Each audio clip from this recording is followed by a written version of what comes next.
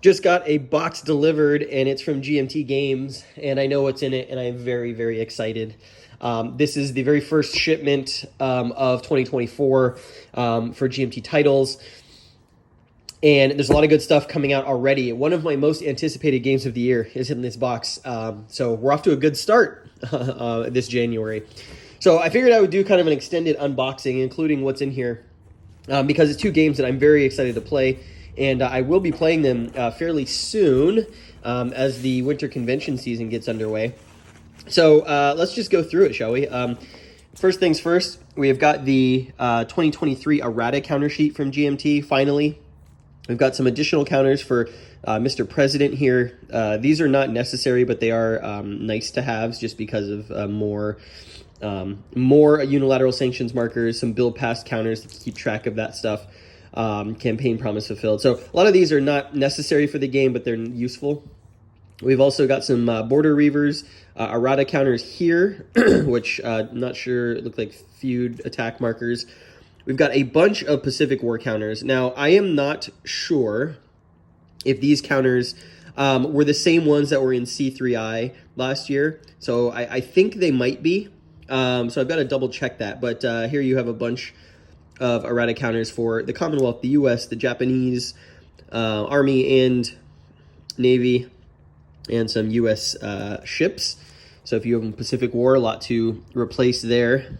And then we've got a whole bunch of counters for Clash of Sovereigns. These are going to be a couple of leaders who had their values changed, I believe, a couple of markers.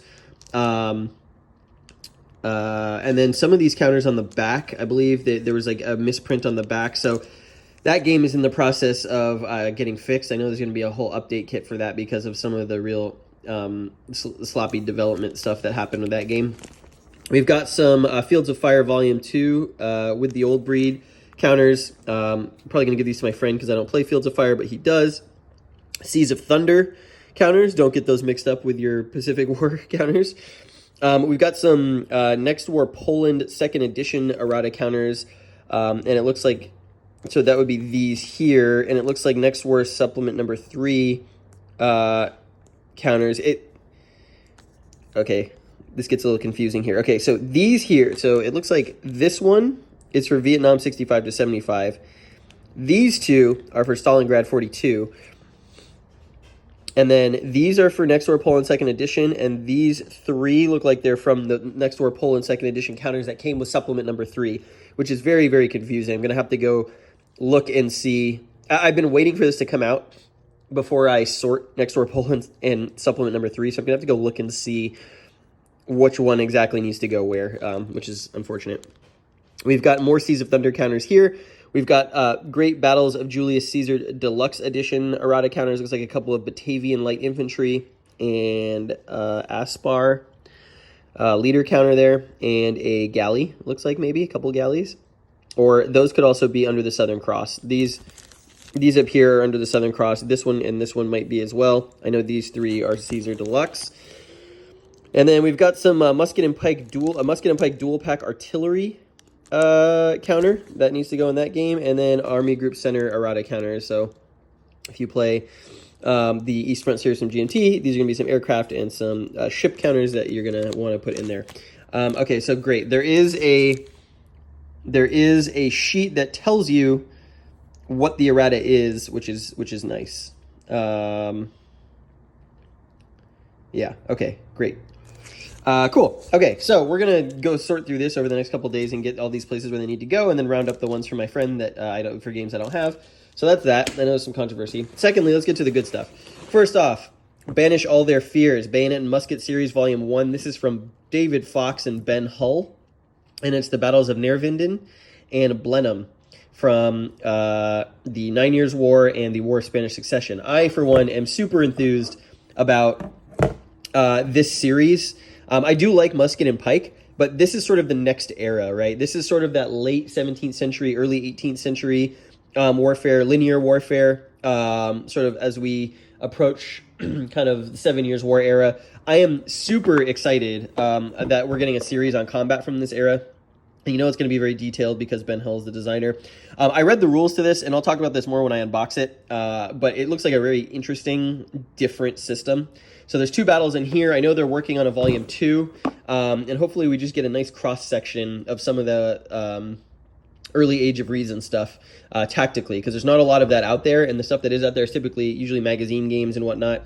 So it's not super accessible. So yeah, very excited about this. And then the pièce de résistance, you can see her there, Isabella. I am so excited for this game. Tanto Monta by Carlos Diaz with Ed Beach helping out. This is the prequel to Here I Stand, The Rise of Ferdinand and Isabella, 1470 to 1516. It is a 4-player game in the sort of Here I Stand Virgin Queen system about the Iberian Peninsula and the end of the Reconquista. I've got a game of this on the calendar for the convention I'm going to in February, and I just cannot wait. I love these games. I love this system, and it looks like a beautiful package.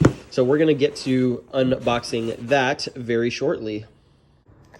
Okay, first up, Banish All Their Fears, The Battles of Neervinden and Blenheim by David Fox and Ben Hull. Love the cover, love the color of this box. It's going to look great on the shelf when we get a bunch of these. Bayonet and Musket Series Volume 1. We got a fat stack of bags. Holy crap. I'm not sure what I'm going to do with this game in terms of trays or bags. I think probably bags because there's 2 battles, and it'll be a lot easier to just sort all the counters for one side into its own bag. But that's going to be made complicated by the brigade activation system here, and I'll show that to you. 2 grade D10s, as Ben Hull is fond of using for his systems. This is the rules of play. Comes in at 24 pages with the train effects chart on the back. Yeah, so about 23 pages of rules. I started reading this. There's a lot of novel concepts in this game, mostly around the brigade organization, the wing organization, and how that translates to what units on the map are allowed to do. These battles are fairly dense in terms of counter density. Here's the playbook. This one is real thick. I think it's 64 pages. Yeah, 64 pages. Got the sequence of play on the back. Got the scenario setups. You can see lots of units, different brigades, histories of some of those brigades, which is like really detailed stuff here. The order of battle. Just lots and lots of charts about what is going to be where in each of the scenarios. This is a pretty in-depth look. Here's Neervinden. Here's the historical narrative, the setup instructions, some period maps and artwork. French cavalry charge. Gotta love it when military had feathers in their caps. So here's like the brigade display. And this is a display that's going to sit by the board, and it's going to show each side what brigades are in what wing and where they are. And depending on if they're in the front row, the middle row, or the reserve row, that's going to determine where their actual units on the map are allowed to maneuver. So there's a lot. It's really interesting the way they've done this. Here is the brigade display. This is a fold-out sheet. I believe it's double-sided. Yep. So here's Neervinden, 1693. Here's Blenheim, 1704. And the Allied side and the French side are going to set up all of their markers for their brigades on this sheet.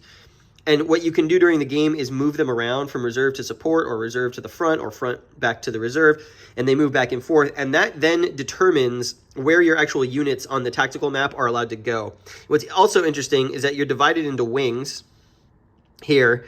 So, you know, you've got a left wing, a right wing, and then 3 middle columns here. I'm not entirely certain in this battle what they're called, but based on where your brigades are on sort of like laterally on the battlefield, they're not allowed to go past certain hexes on the map. So extremely linear and constrained movement. The maneuver was not sort of the point here. It was, I mean, it was, but like they had very specific doctrines about where they could move and how brigades were able to support one another. Again, linear warfare, right? So pretty static. So here's the infantry and artillery combat results tables. Doesn't look too complicated there. Got the cavalry combat tables on the back. Looks like there's cavalry versus cavalry, and then cavalry versus infantry. Obviously, cavalry are going to be a big deal in this system, given the era. 2 of those. Then we've got the command and movement table. So this tells you all of the things that you can do with your brigades on the brigade sheet and how they can move. So exchange places with support reserve, the movement allowance for the units, which is not, I don't think, printed on the counter, changing orders for your brigade. So like musket and pike, you're going to be under specific orders, and changing those orders is going to be difficult. terrain effects, leaders, what they can do, and then this is a very specific charge priority diagram. So when you're a cavalry unit, who you can charge against is going to be, if you have multiple choices, you're going to have to choose specific ones first, which is kind of interesting. So not a lot of individual command of the troops because of the way that army doctrine was in this time period. And also, here's the turn track, phase, hours, minutes, different phases of the turn. And then we've got a huge stack of counters. And like I said, this is an extremely dense game. The battle is lots of soldiers, and then not only are each of the soldiers in the brigades, they're going to have their own brigade markers for the display. Here we see some markers for the game. Breach, casualties, artillery, effective. So when you bombard hexes, that's going to affect that hex. Dress ranks, and then double-sided here, casualties, charge counters, infantry charge, it looks like. We've got, I think, 6 counter sheets in this game, so it's quite a bit. Here are French, and so here's the difference of what you're looking at. So unit counters have sort of a top-down view. You're looking at sort of like lines of soldiers, right? So these are all French units.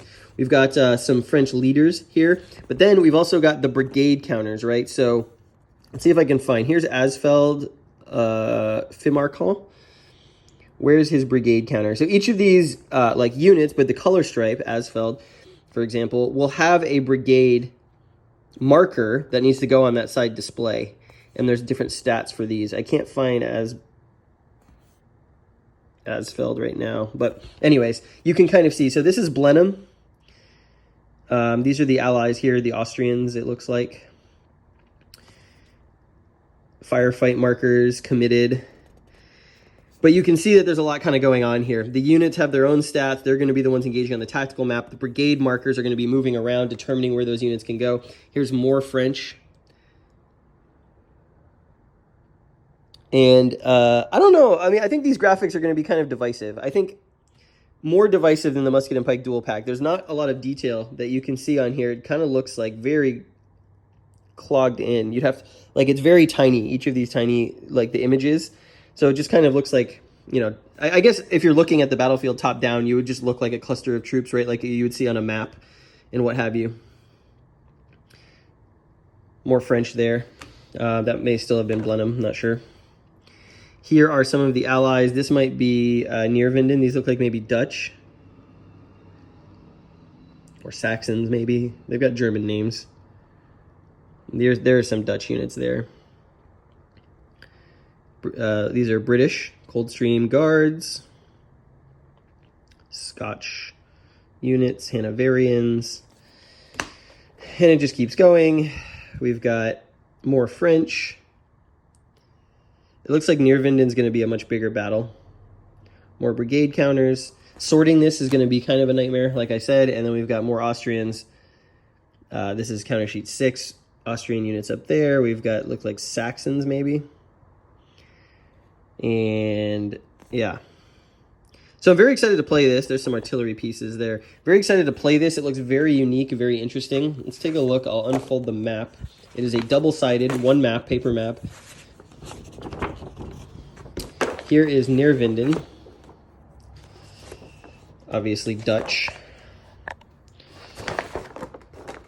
So there's the town of Neervinden, you know. Again, overhead view.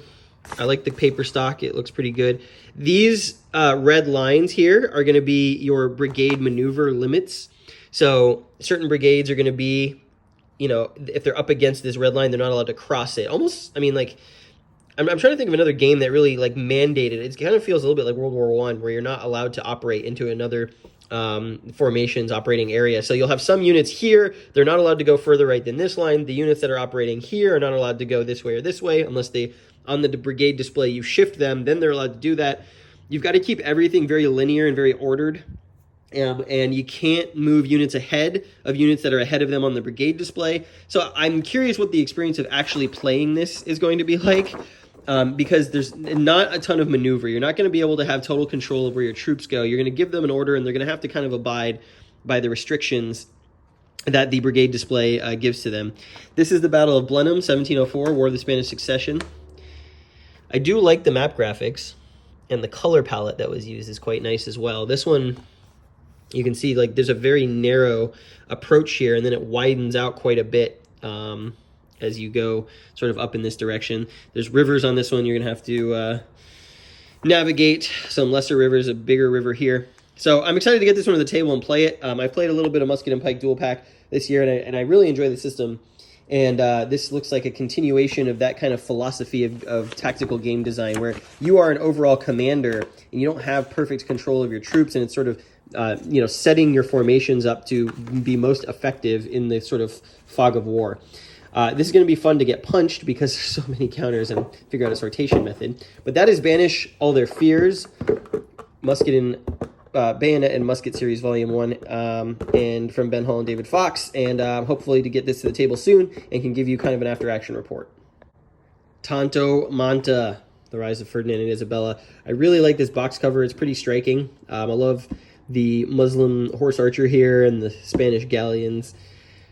I think it's pretty good. It doesn't match really Here I Stand or Virgin Queen. Well, maybe Virgin Queen a little bit, but I think this is going to be a game that's going to get a lot of play this year. So let's take a look. So here's the rule book. This is a big, fat, chunky rule book, as you would expect from this series. How many pages? We're at 64 pages, and you can see the familiar victory record track on the back. So this is a 4-player game. Each player is going to take one of these sort of associated powers sort of in the Iberian Peninsula or nearby. You've got a Muslim player. You've got they're trying to hang on to the final bastions of Spain. You've got a Portuguese player, a Spanish player, and a French player. Looks like there's a couple of scenarios. Looks like there's a 1470 scenario and then a 1490 scenario. And this will take you right up to Here I Stand. And one of my goals is to play sort of an epic weekend where you play this, then you play Here I Stand, then you play Virgin Queen, where everyone's as close to the same power as they could have been in the game before.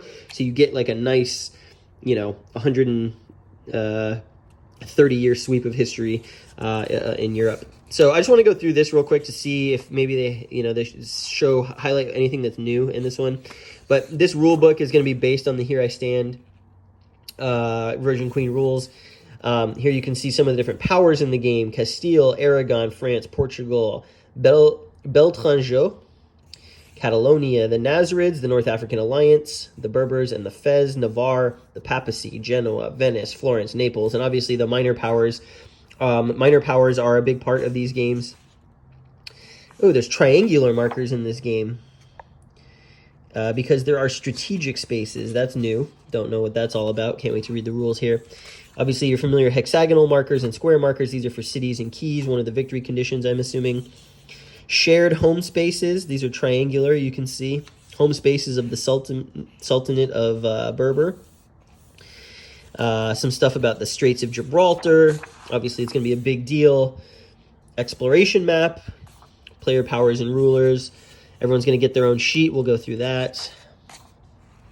Got military units and leaders. It looks pretty familiar. So the number of dice and the number of troops that Ferdinand can command there.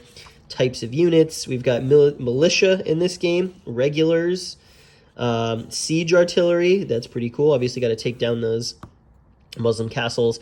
Cavalry. I would assume these would be Muslim horse units like the Ottomans have in Here I Stand and Virgin Queen. We've got ships. Naval squadrons. Those are pretty similar. And then obviously the cards. The card play is what really drives the game. You get the event or you get the CP for the card.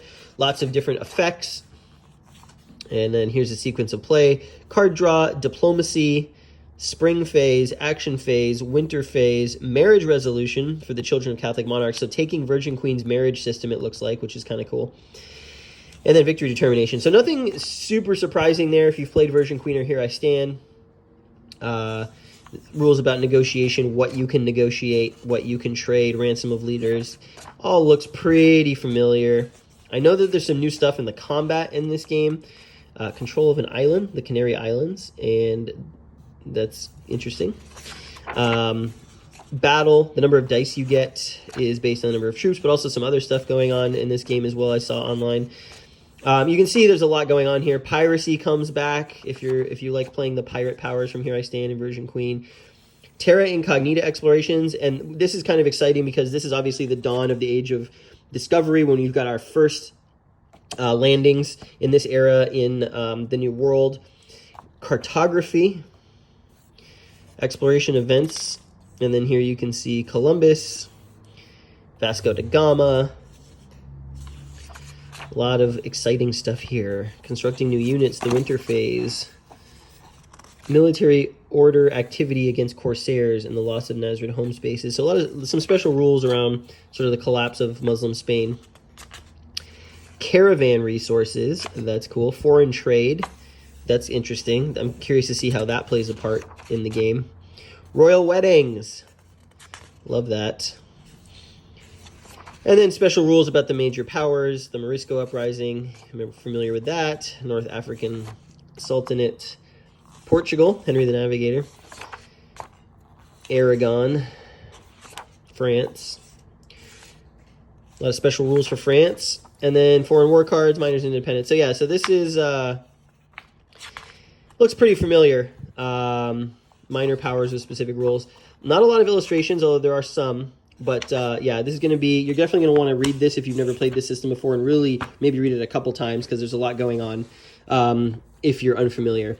Here's the scenario book. Like I said, it looks like there are two scenarios. There's a 1477 turn scenario. And this shows you how to set it up. There's a 1494 turn scenario. This, I guess, you'd consider the tournament scenario. And we'll see if that becomes, here's an example of play. See if the 1490 scenario becomes sort of the go-to for most players. Curious how long it takes. A lot of history about the game here. Okay, let's get into what else is in here. Here we have the diplomatic influence table with the minor powers, the papacy, Navarre, Venice, Genoa, Florence, and Naples.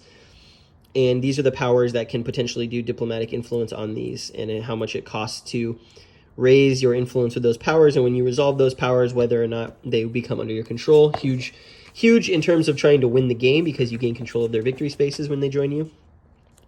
Here's a French player aid and a sequence of play on the back. So these are double-sided.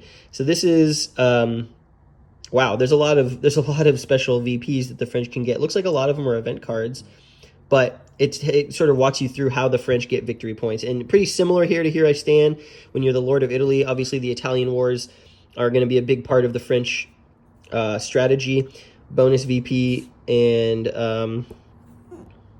the number of cards that you get to draw. So that's the French player. It looks like every player is going to get one of these, which is actually kind of nice, because in Virgin Queen there's only two sequence of play player aids, and you're passing it back and forth. Here's the Muslim player aid. How they score victory points. They're going to want to keep control of some of their key areas. We've got one for Portugal here. And we've got one for Spain here. Again, sequence of play on the back. We have got the royal weddings table. So the three of the players are going to be able to intermarry with each other. And here's the diplomatic status display. So players are going to be able to be at war or at peace with each other. This is where you track that. Arranged marriage, what people are eligible to be married on what turn, what you get. It looks like this is a very simplified version of the Virgin Queen marriage table. So the Virgin Queen one has a lot of different results, but it looks like you need to just roll 9 or higher to score the VP in this game. So that will drastically cut down probably on the how slow the weddings take to resolve potentially. What's on the back of that? Nothing. That's single-sided. Here's a tables player aid. So incognita explorations, navigation, the French Mediterranean trade, French North Sea trade, Mesta trade, cartography, trade with Ragusa, piracy. This is just reminders of how to do piracy. On the back of this, we've got mandatory events required in the winter phase, the Crown of Aragon, card deal, Muslim stuff, leaders and rulers. Just reminder about replacements. And return of naval and caravan resources, plus modifiers and so forth. So there is 1, 2, 3, 4 of those. That's quite nice. 1 for each player. Again, more than we had in Here I Stand and Virgin Queen. 1 for each player. Here we have the home power cards, and these are full size, not the tiny ones that came in Virgin Queen Here I Stand. So here's France, for example. Number of fortresses they have, who's in your dungeon. I assume this has to do with trade. What foreign wars you're fighting, the university, that's interesting, North Sea trade, the garrison in England, VPs that they can score. I really like the way this is laid out. Here are the home card display, so it looks like France gets 3 of them, and that's another big part of this game. Every power has their own unique abilities via a home card that they get every turn, and they get to choose which one that they want to use, and it gives them some crazy power that's unique to them, which is fun. Reminder of the actions, and yeah, this is really nice. There's one for France. Here's one for the Muslim player. Muli Hassan of Granada is their ruler. VP Piracy VP track. They also get 3 home cards. Here we've got Portugal. Alfonso V. Technology. That's kind of interesting. Looks like they have 4 home cards. Oh no, they have 3 home cards, and then they have the Henry the Navigator event, which affects them, obviously, as you would expect. And then we've got Spain, Catholic monarchs, Isabella and Ferdinand. That's pretty cool. So yeah, this is looking really, really, really good. Let's look at some of the counters. Here's some of those triangular counters we talked about. Unit counters, ships. Ooh, one already popped out. A French unit popped out. These look to be Portuguese. Here we've got some minor powers, Catalonia units, leaders. No standees, it looks like, for the leaders. It looks like we're just going with the square tokens. I haven't seen any standees. I could be wrong. Let's keep going. Here we've got some of the Muslim units. We've got French units, more ships, key markers. That's 4. What was that? 1, 2, 3. That's 3. There are 5 counter sheets in this game. Again, more troops. Looks like minor powers. Resource. Interesting. Settlements. I assume this would be for the exploration map. I think looking at the map is going to clarify some of these things. Here we have some hexagonal markers for the Muslim player. Caravan resources. Independent power markers. The Ottoman-Venetian War for this unit. Military orders. So yeah, looks Knights of St. John maybe? Knights Templar. Okay, that is 4, and then here's the 5th one, and these are all small markers, and these are going to be kind of your reminder markers, marriage markers, different victory points that you can possibly get. Ivan Caceres, I believe is how you say his name. Ivan Caceres did the art for this game. I love him as an artist. He is phenomenal. Fortress markers, at war for the diplomatic display. Yeah, really loving the look of this. Tanto Monta. All right, what else? We have got the map.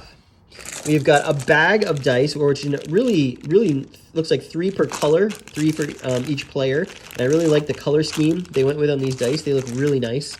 Matches the game quite well. We've got a bag of bags. We're going to need that to sort the game. And we've got some cards. I'm not going to open the card decks. This is going to be pretty familiar, but here you can see some of them. Well, I might open them and just look at the home cards. I'm kind of curious. Here's the Alhambra of Granada. So this is an event. This is a home card, actually, so I don't need to open it. Okay, so this is a home card for the Nazarids, the Muslim player, the Alhambra. So you can add any combination of 4 units to its home space, or if you're the defender, you can force the attacker to re-roll his attack with 3 fewer dice, which is pretty amazing. Or you can gain 1 victory point if you control Granada. So a lot of different uses for the home cards in the game, and each power, again, is going to choose one each turn to use. Here is Aben Serajes, Influence or Treachery. A Muslim formation loses up to 6 militia. If it's played by the Muslim player, he adds as many regulars to the space as the amount of that were removed. So this is a remove from game event, or you can play it for the 3 CP to take actions. This is a pretty small deck, actually, all things considered, compared to Here I Stand and Virgin Queen, which is kind of nice. The reshuffle won't be as difficult. All right, let's open the map and take a look. So here is the map, and it is quite dense compared to Here I Stand and Virgin Queen. I do really like the color palette on this map. It's very clean, but very usable. Here's there's a couple inset maps as we look all around. We can see it goes basically in the east from Ragusa in the Balkans. We've got a ton in Italy. A lot of spaces on this map. France. Looks like Aragon or Navarre. Aragon. Here's Castile. Here's the last Muslim holding Granada. Portugal. We've got the turn track, the victory points track. Here's North Africa, Marrakesh. Basically goes all the way down to Marrakesh, all of the Mediterranean African coast all the way through. It's going to be real interesting to see what happens in this game and how we get to the point when Here I Stand starts. I'm hoping that it shows a nice evolution of sort of the history as you go from game to game. These tracks are unique to, it looks like different, well, it looks like all related to France. I'm not entirely certain what those tracks are for. I guess maybe trade or something. We'll find out. But as you can see, the triangle spaces are what are called strategic spaces. I'm curious to see what the rules about that are all about. Sicily is down here as well, and the papacy is going to play a role in this game. You can see that the game starts with Pope Paul II. And the inset maps. So we have got Africa and Indonesia and Southeast Asia down here. And as we go west, it even goes as far as the New World. Panama, the coast of South America. This is cool because it's got basically the entire southern hemisphere located in this inset map. And obviously, if you remember in other games, you're going to be moving between these sea zones. Looks like you're going to be trying to discover some of these locations, which is really cool. Overseas voyages. And then this is Cape Bojador. This is the Canary Islands inset map, which I guess would be over here somewhere. So a lot of spaces in the Canary Islands as well. I'm interested to see what role this plays in the game. But this is a fantastic looking map. I cannot wait to play this. My most anticipated game of the year, this and Thunderbolt are my two most anticipated, and I will be playing this next month, and so you can definitely bet there will be some video coverage on it. I'm going to get to work sorting this because there's a lot to sort. And then, yeah, thanks for watching this. I've got some more videos coming up, some gameplay videos coming up soon on Library of Napoleonic Battles, and there'll be some convention coverage in February. So thanks for watching, and looking forward to having a good year with you all with War Games on the table.